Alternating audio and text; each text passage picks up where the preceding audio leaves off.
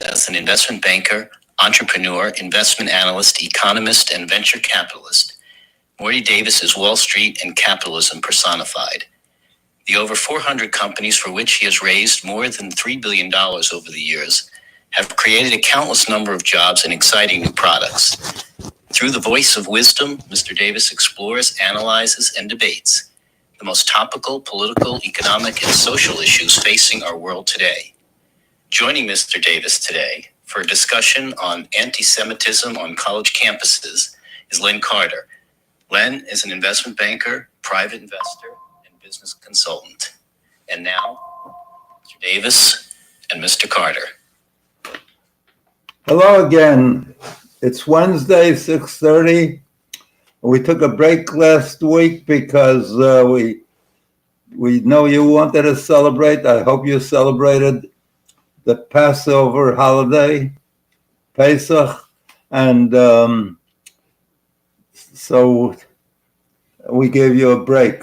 You didn't have to work at the podcast because I recruit you all to be my partners, my cohorts in this podcast.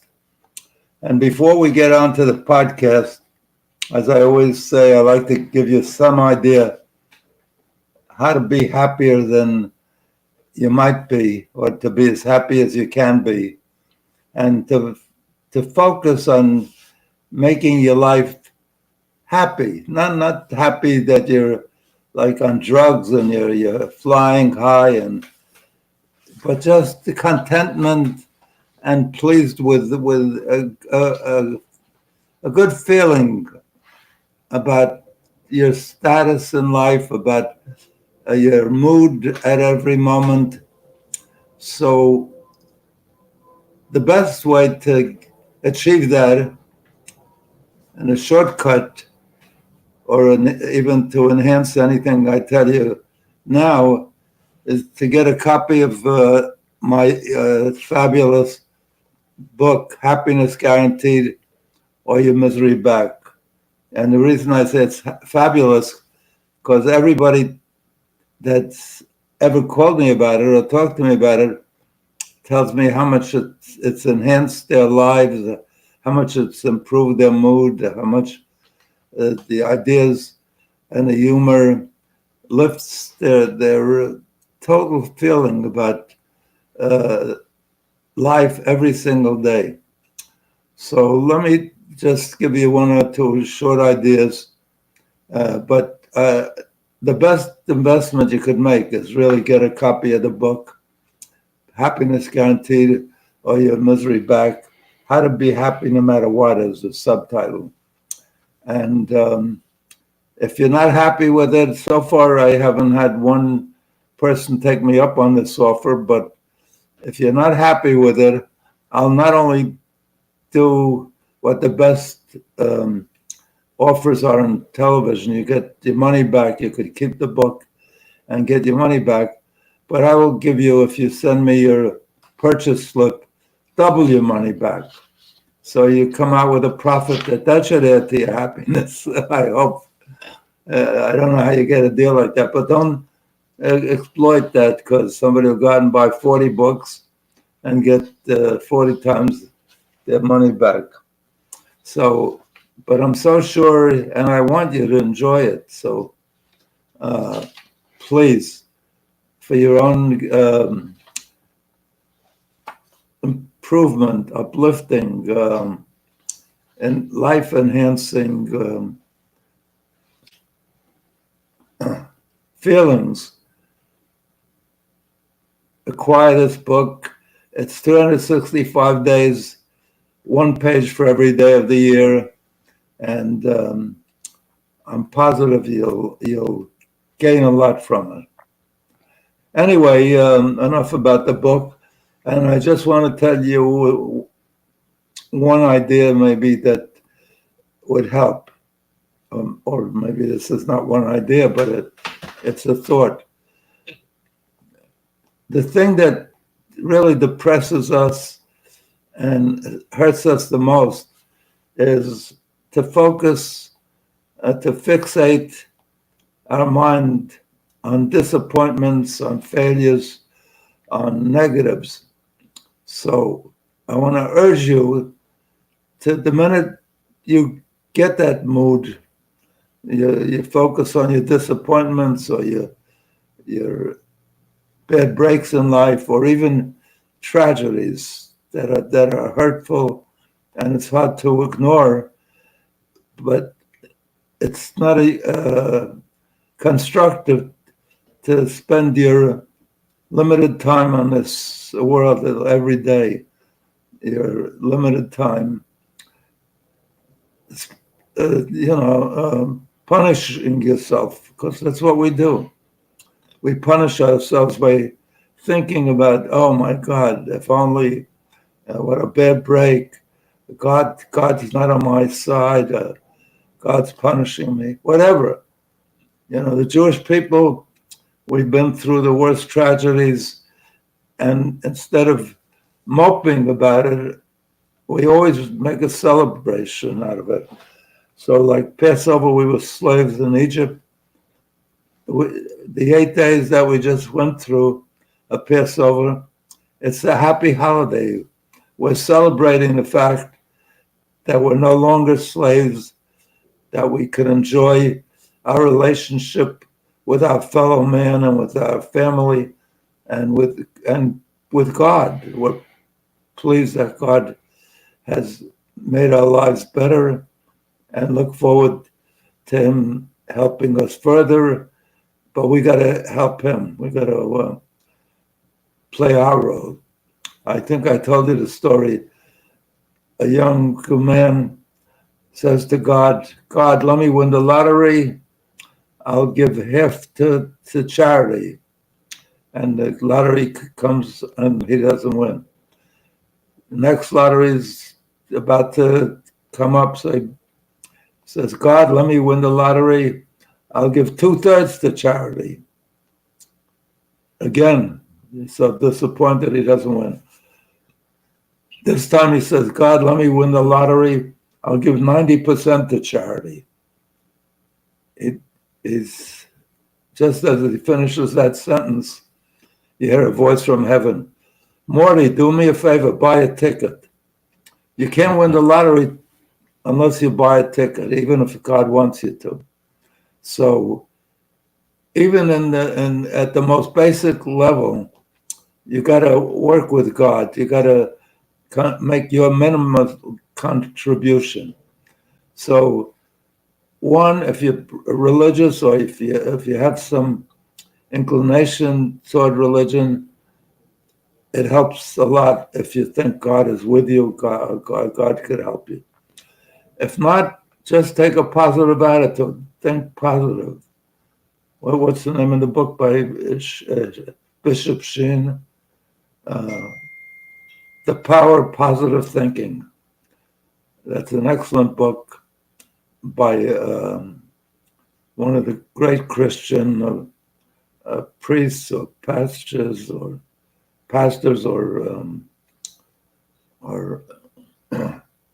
leaders, all of the above.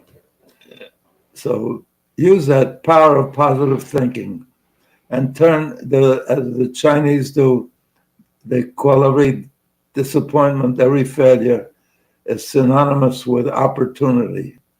So think of it as the failure. Learn from the failures. Don't focus on how terrible it was that you failed.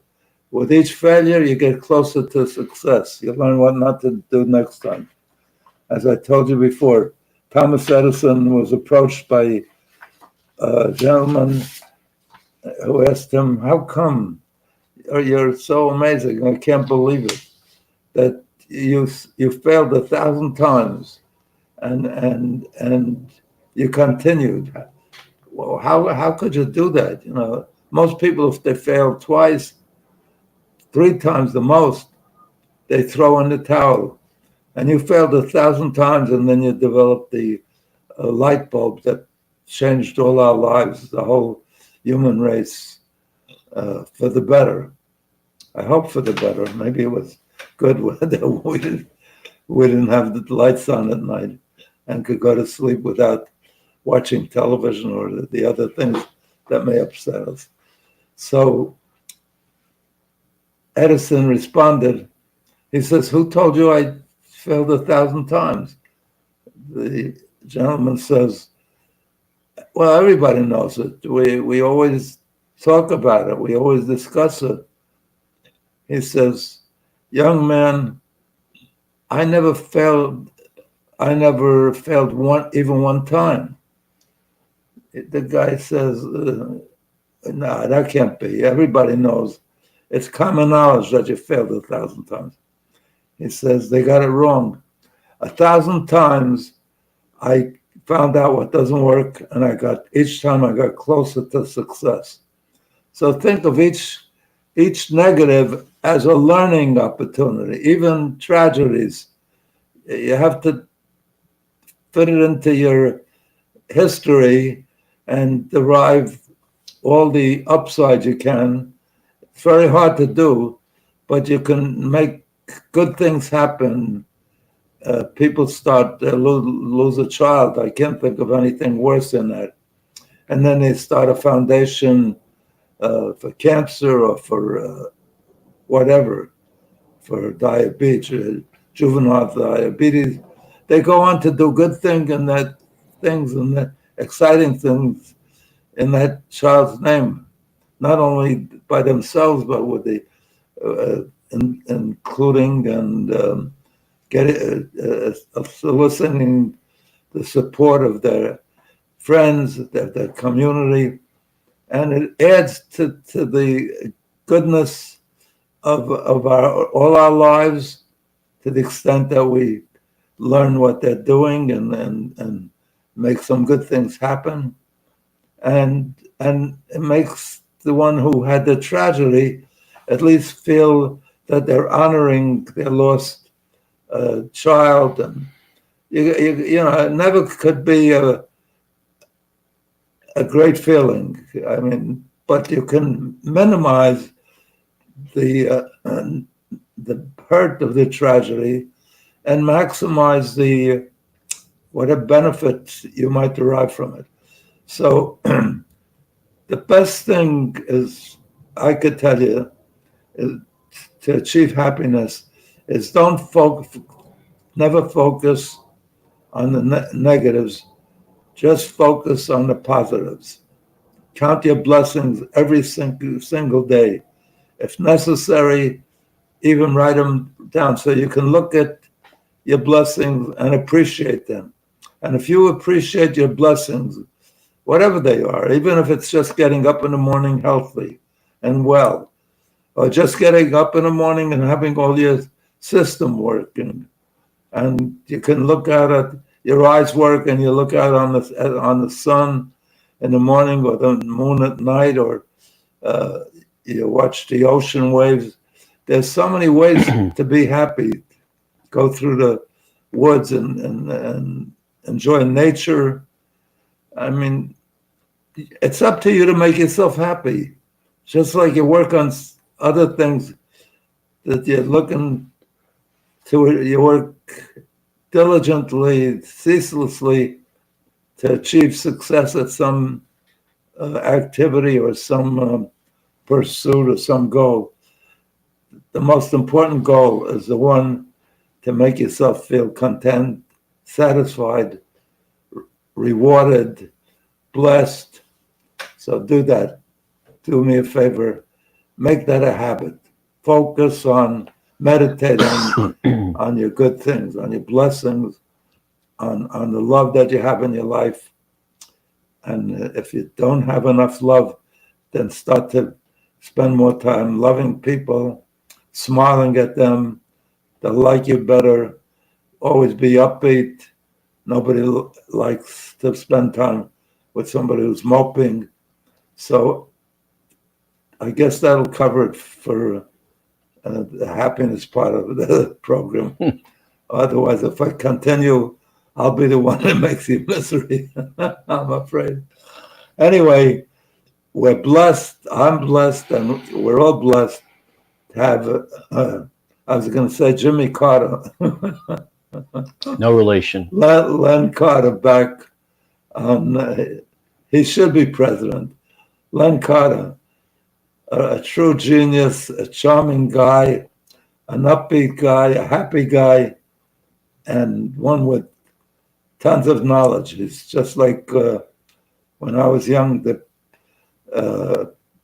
Encyclopedia Britannica. Every family that cared about education spent their last dollar, paid $1 a week to get their kids Encyclopedia Britannica.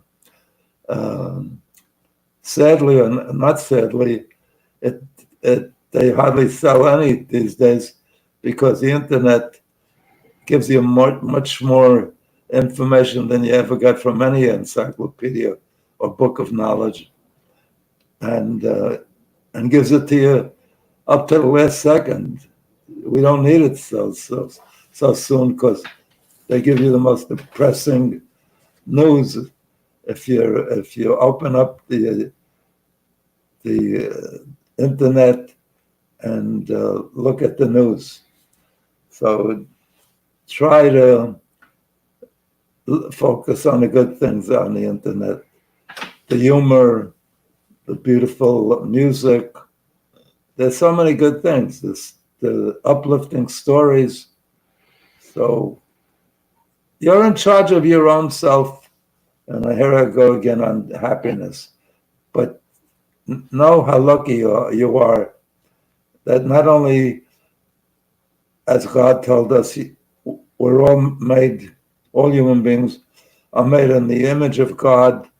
So we should be happy just by virtue of that knowledge about ourselves, but also that we have a mind that can control what we think. We are the boss. So it's up to you to make yourself happy. If you decide to make yourself happy and work on it, you will be happier. But I want to tell you, I feel blessed to have Len Carter back again. As I told you in prior weeks, he was the top of my class at Harvard Business School. Not my class. He's a little younger than me, probably half a century younger. But he was a graduate at the top of his class at Harvard Business School, as I'm proud to admit or confess or disclose. I was at the top of my class the year I was at Harvard.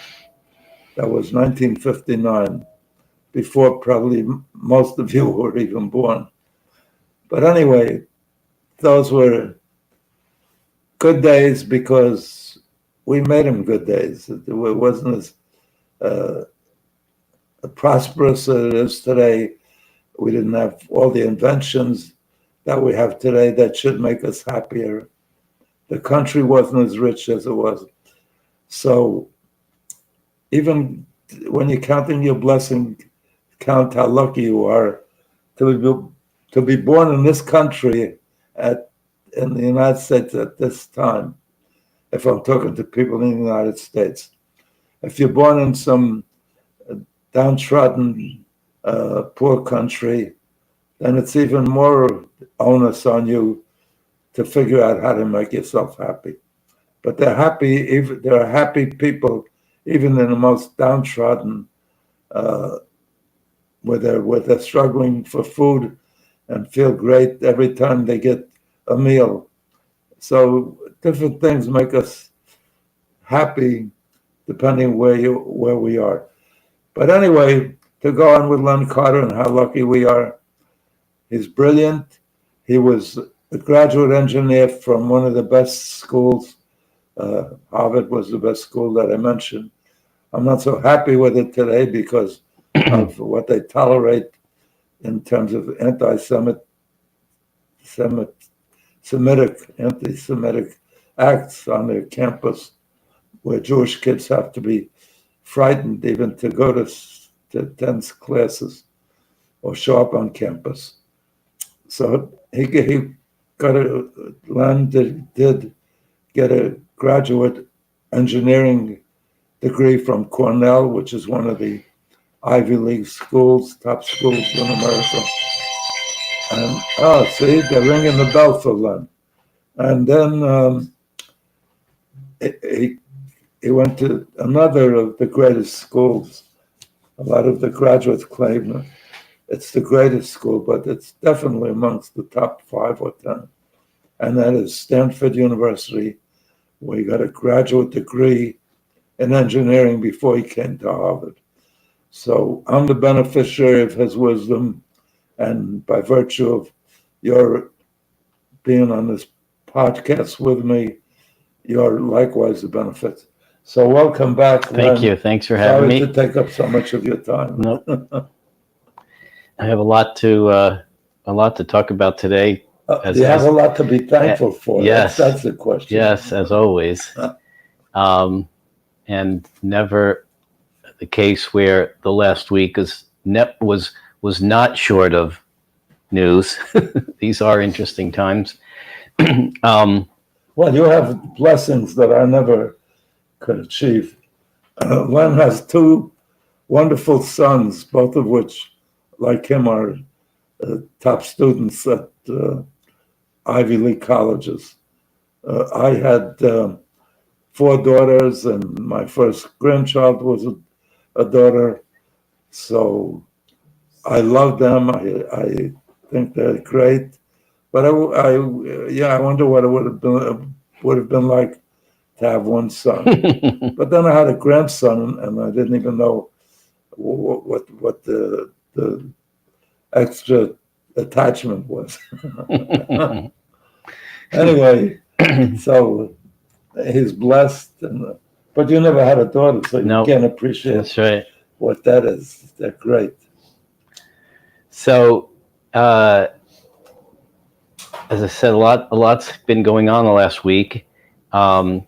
So today we're going to be talking about anti-Semitism, particularly on campuses. News, yeah. Just by way of background, so the ADL came out with some data recently that just since the October 7th massacre in Israel. The ADL is the Anti-Defamation League. It deals with things like anti-Semitism and anti-racism.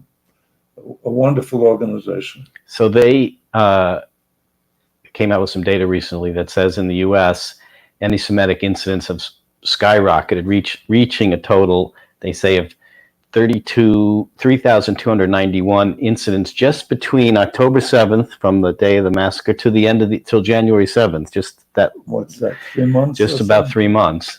October, November, December. Yeah, 3 months. And this represents a 361% increase compared to the same period of prior year, which saw just 712 incidents. If we look at, again, just by backgrounds, some of the things that have been going on campuses recently. Couldn't you have given us the what happened in those 3 months or since October 7th in the stock markets, which has been straight up, so we could be a little happier instead of giving us. I think the market did have a good quarter. I mean, it hit a low around October, and then it's been going up since. So we've just seen just a incredible widespread protests and sit-ins and things. George, I'll just read a few of them just by background. George Washington University encampment, pro-Palestinian demonstrators. Emerson College, 100 people were arrested, 4 police officers injured. We'll get to Columbia. I want to leave that for last because that's really where it all started.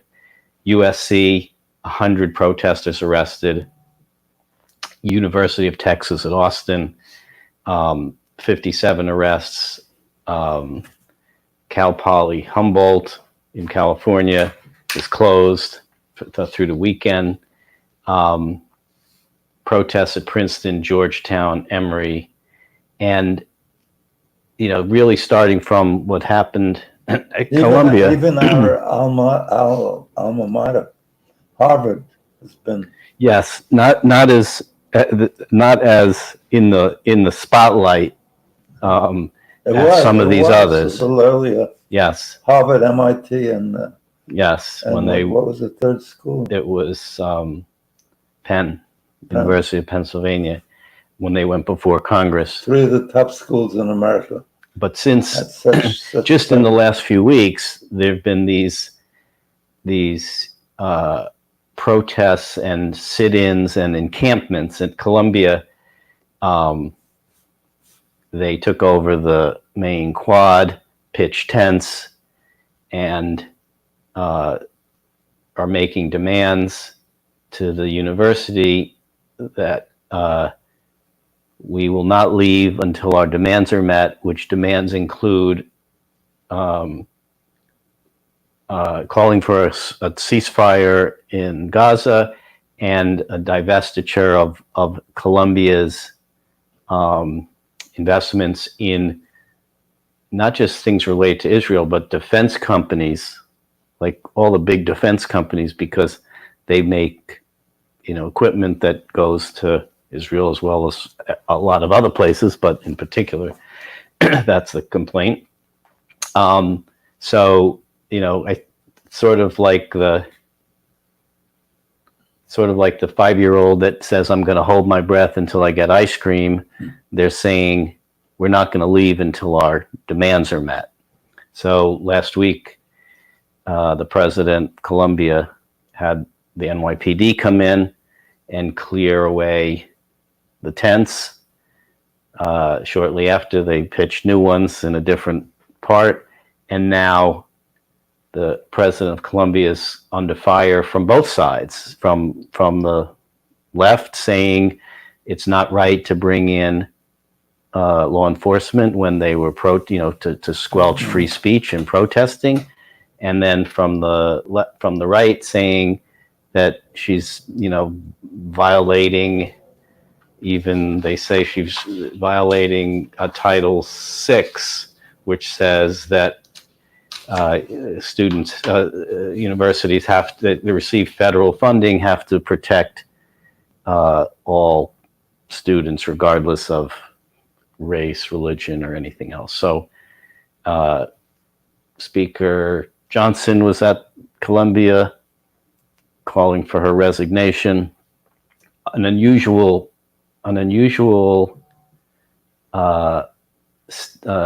visit for a member of Congress to go to a university like that, but he was there.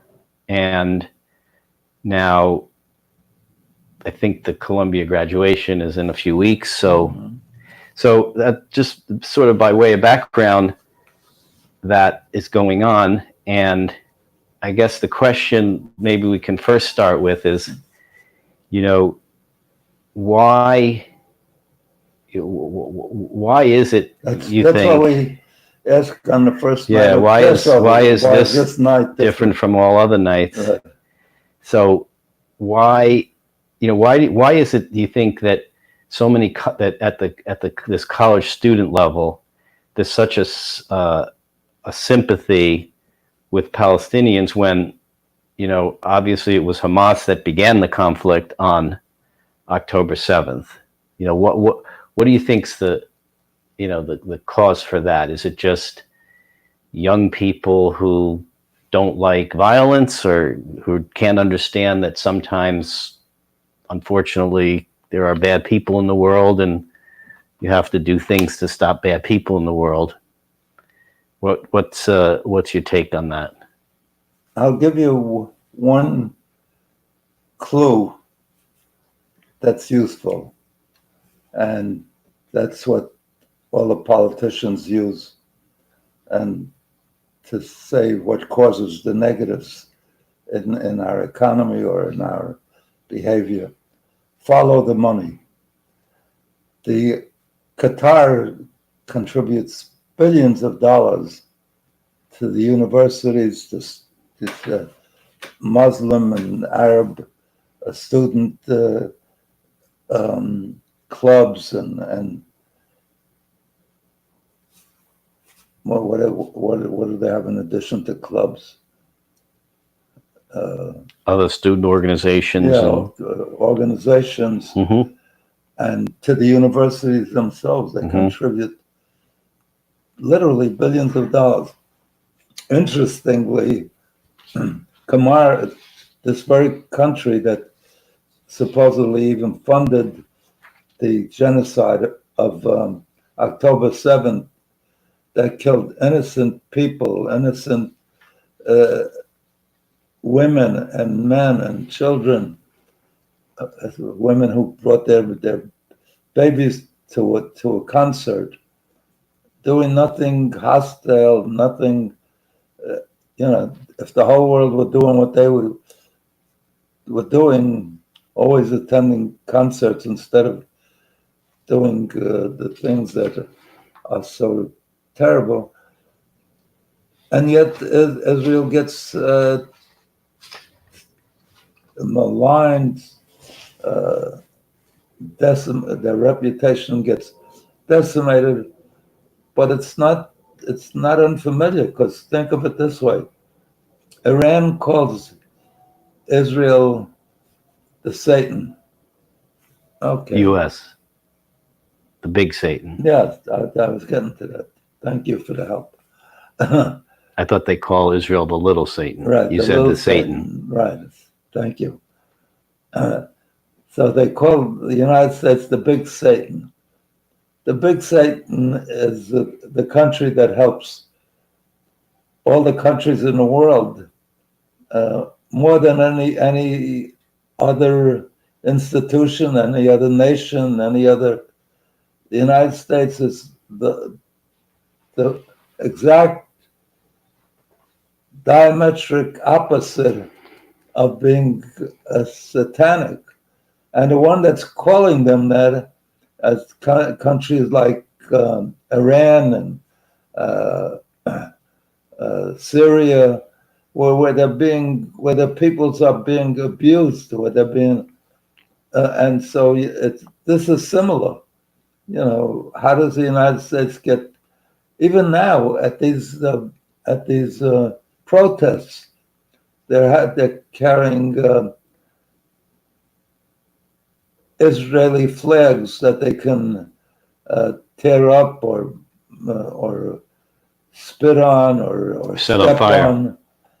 They Pardon me? set on fire sometimes. Yeah. One guy got it torn away from him, and they set it on fire. Yeah, and in Colombia. also they're setting at Harvard and these places that are the height of America's, the U.S. Education and reputation of the U.S., the height of the knowledge providers for the world. They're blaming the United States, and they're tearing up their flag, the U.S. flag, the American flag, and burning them. It's like all in reverse. It's all the propaganda that these countries pay for. But don't colleges have a responsibility to treat speech the same, even if it's hate speech? I mean, the Supreme Court says even hate speech is free speech. So if it is a peaceful protest without violence, then doesn't the university have the responsibility to permit that, even if it's offensive? I mean, remember years back when the Nazis wanted to march in Skokie, Illinois, and it was a big uproar. I think they were even defended maybe by the ADL or the ACLU, but it was a First Amendment case, and provided, I think, the Supreme Court said they're allowed. Right. And the First Amendment does call for a freedom of speech and freedom of assembly. There are limitations on that. Incite to riot, you can't yell fire in a crowded theater. But every right we have in the Constitution or in our laws has to be somewhat defined and constrained and thought about in ways that make sense. For example, the one I have the biggest problem with is the outrageous availability of guns, even for people that are too young to have responsibility, or people with mental illnesses. I mean, it prevails when we keep having these multiple massacres, and they say it's in the Constitution, and free speech is limited. We know you can't say in a movie theater or at a concert, there's a fire, Right. because people would start running out and trample each other and kill. Right. So we have to limit it. But one of the great things about the United States is that we have free speech.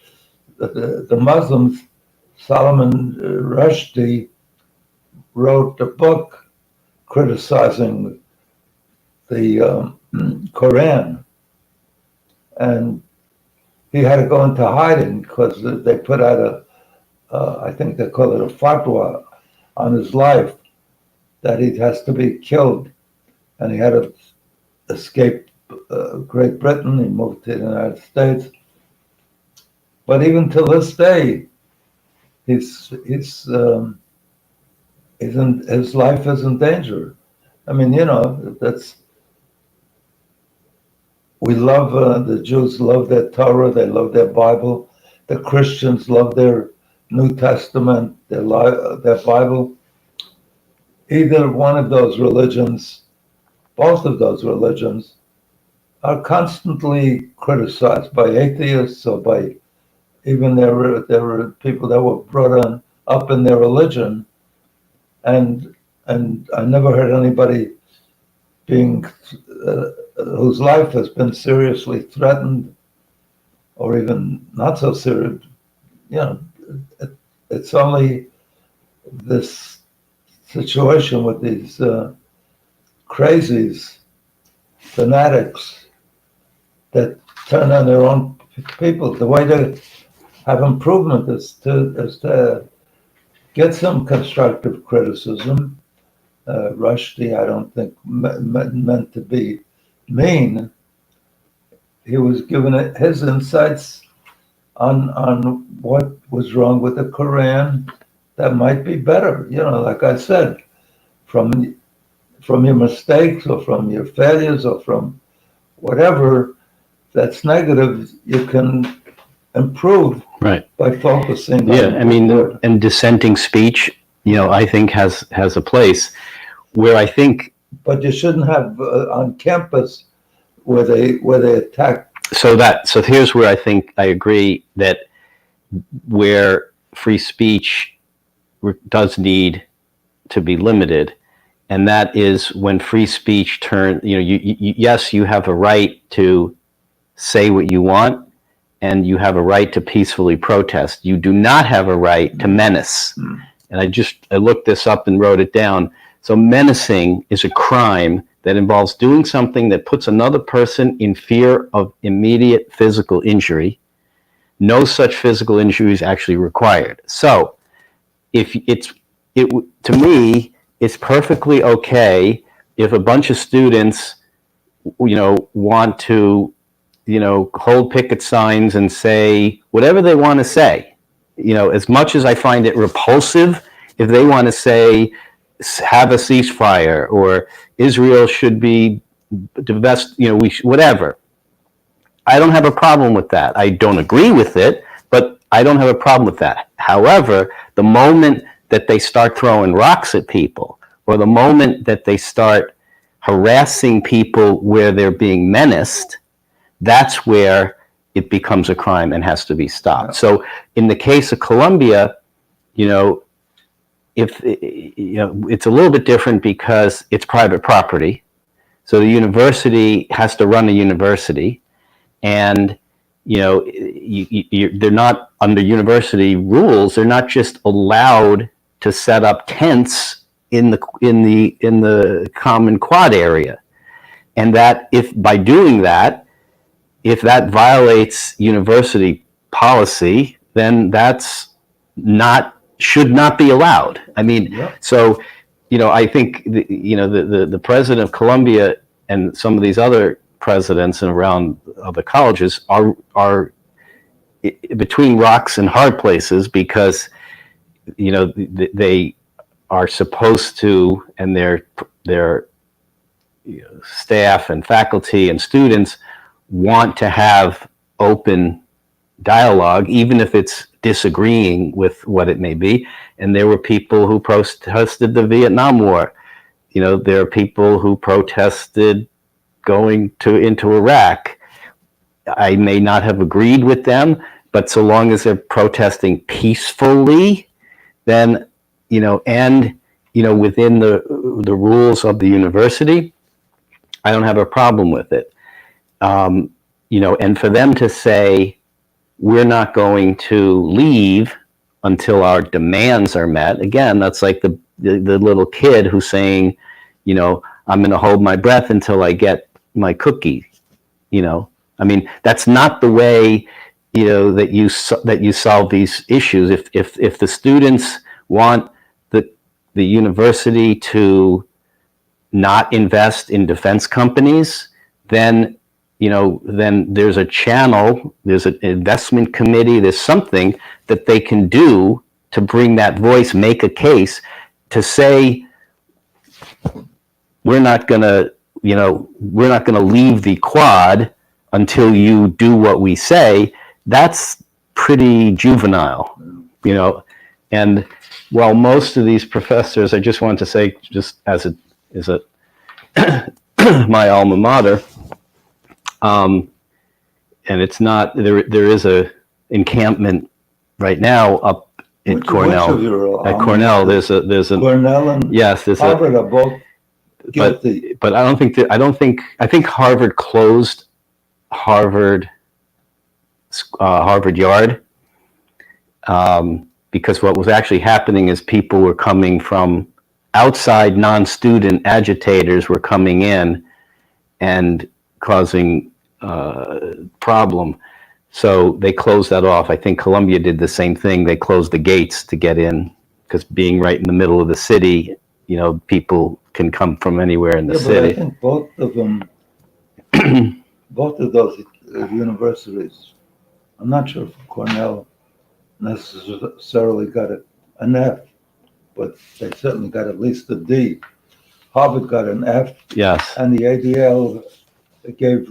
Yes, you're talking about the report card that Right. the ADL recently came out with Right. on anti-Semitism. I'll read just a few of them. That what they did was they looked at a number of large universities in the country who had a reasonable Jewish student population, because there's thousands of colleges and universities in the country. Many of them have very few Jewish kids there, so they focused on their report card on the schools which had a non-de minimis. Harvard has 10% Jewish students, Cornell 25% Jewish students. So just a few. Columbia got a D, Cornell a D, Georgetown a D, Harvard an F, Michigan State an F, MIT an F, Hopkins a D, Northwestern a D, Princeton a D. It's amazing. Stanford an F, Swarthmore an F, MIT, Tufts an F, Stanford. Berkeley a D. Which was the last one? Stanford an F, No, after Stanford. Berkeley D, Tufts F, UCLA D, Tufts and F too? Tufts an F, University of Chicago F. Those are some of the top schools. Yes, Penn got a D. Highly regarded schools. Got the worst grades. Yep. I mean, But, because I think that they have this over bending view of having free speech, and I think, go too far because they don't keep it. They permit this menacing. Yeah, but the ADL has the same approach, same attitude, same anger at groups that act hostile towards Muslim or African Americans. Look, Black Lives Matter. They got really upset by some of the incidents that occurred when seemingly innocent young African Americans or even older ones were maimed or killed by police. So they came up with this motto or this maxim or whatever is the appropriate word, that Black Lives Matter. And ADL agrees with that and defends that. And I think Black lives very much matter. They make a great contribution to our country. They helped build our country in a major way as they served as slaves. And so I think they matter very much, and I'm against any, but when they have Black Lives Matter protests and they start knocking down businesses or breaking into the stores and taking televisions and whatnot, that's beyond the, and that goes for not only Black Lives Matter, but the ADL would defend Muslims, as I would. I have Muslims as employees. One of my key employees is a Muslim. We have to tolerate each other. We have to. You don't have to disagree. You just have to tolerate it and accept it, and not menace and not violently attack. Yeah, in my case, when they're good, like the guy who's closest to me, a Muslim, works for me every day. Not only tolerates, but I love him. So it shouldn't be that you could attack people, maybe verbally. You get free speech. We don't want to stop that. Because that's one of the great things about this country, that we could criticize our president, our government. Other countries, in Iran, if you criticize the Khomeini, I think you could be locked up or maybe even be put to death. Right. So what do you do if you're Manoush Shafiq, who's the president of Colombia? How do you balance? What religion? She's Egyptian. Christian? Egyptian, I think. I'm not sure. So how do you? Should she resign? What do you do? I mean, do you bring in the NYPD? Do you let the students misbehave? It's very difficult because, say, she introduced something when they took down the names of students that were acting violent on campus, part of the protest. And they take a name, and then she puts a failure on some course. They were suspended. What? They were suspended. No, yeah. Were they? Yeah. Not expelled, but they were just suspended. So then she did something that was correct. Well, they would say all they were doing was voicing their views and free speech. Well, as I say, it depends. We have borders, We have borders on countries, we have borders on states, and we need borders on rights. So USC I think they canceled the graduation, but this valedictorian of USC was a Muslim girl, and she was set to give the commencement valedictorian speech at USC. They found on her social media a link to a website that was deemed anti-Semitic. So USC canceled her a speech, and they also canceled all the other speakers, citing security reasons. And then there was an op-ed in the LA Times saying USC got it wrong, that they shouldn't have done that, that it was infringing on free speech.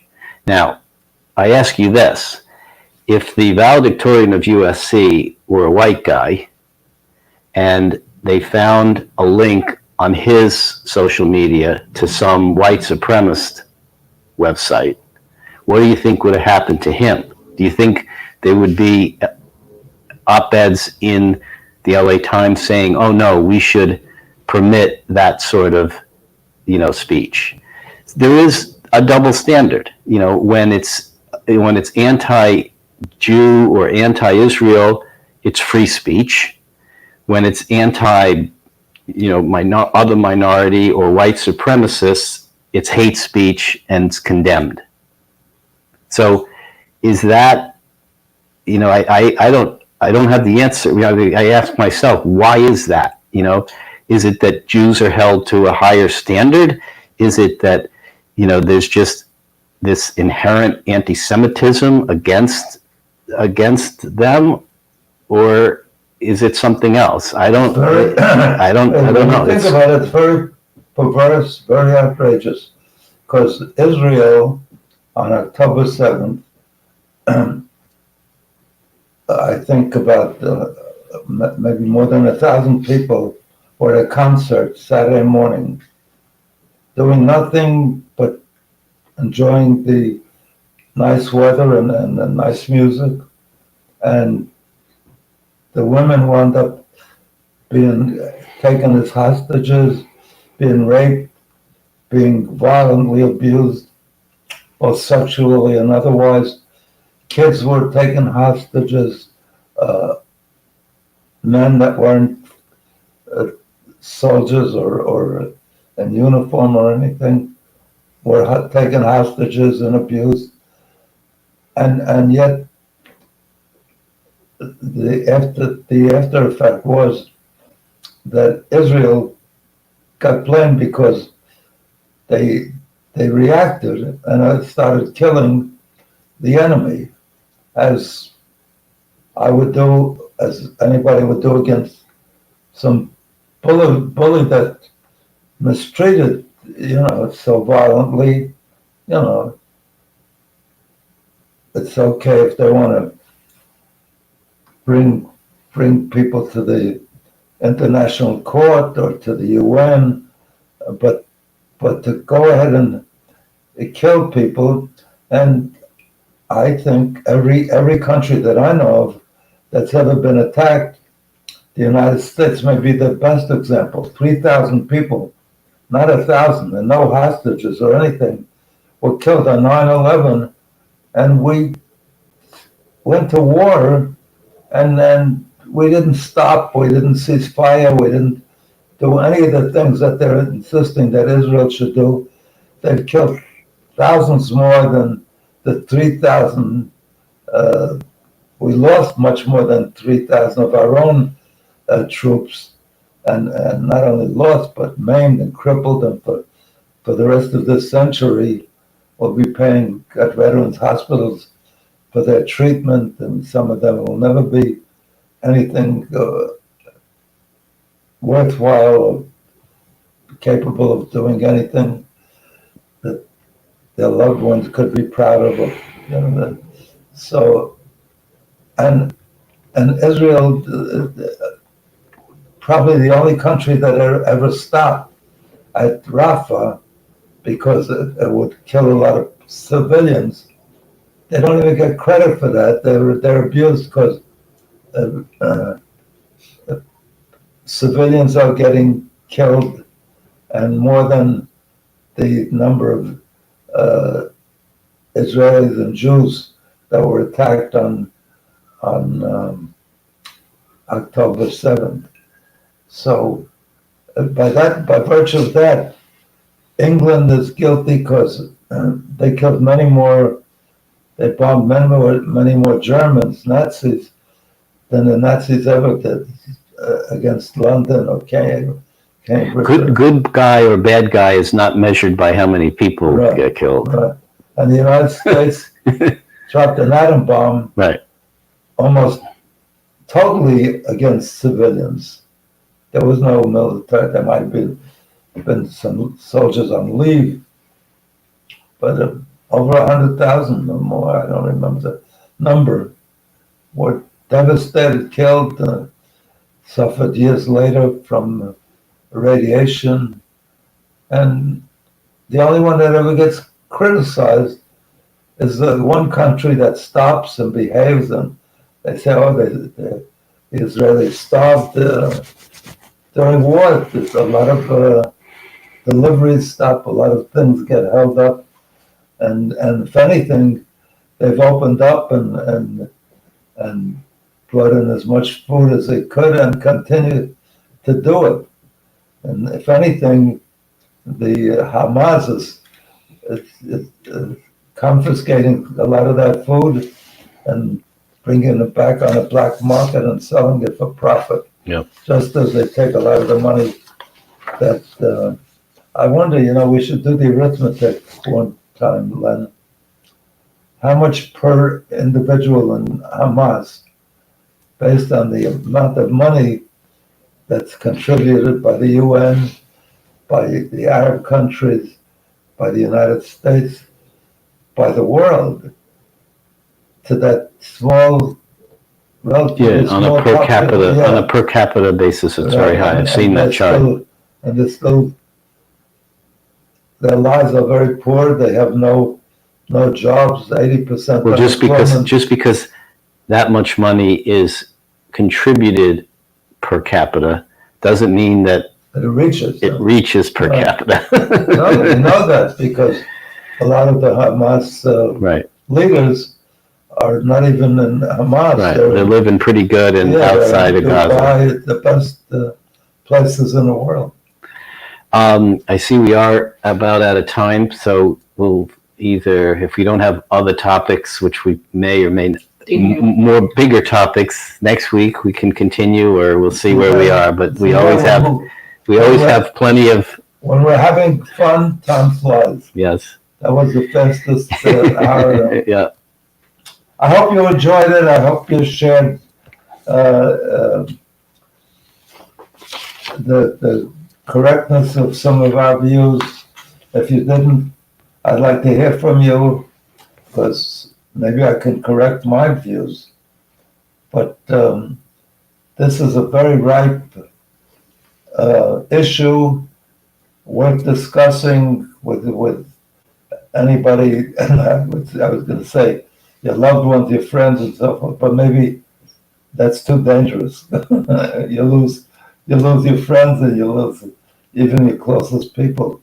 So we have to learn to disagree and converse without holding grudges and without recognizing the right of others have different views than we have, but still maintain some attachment to values that you believe in, and maybe you can convince others of your views and change them a little or a lot.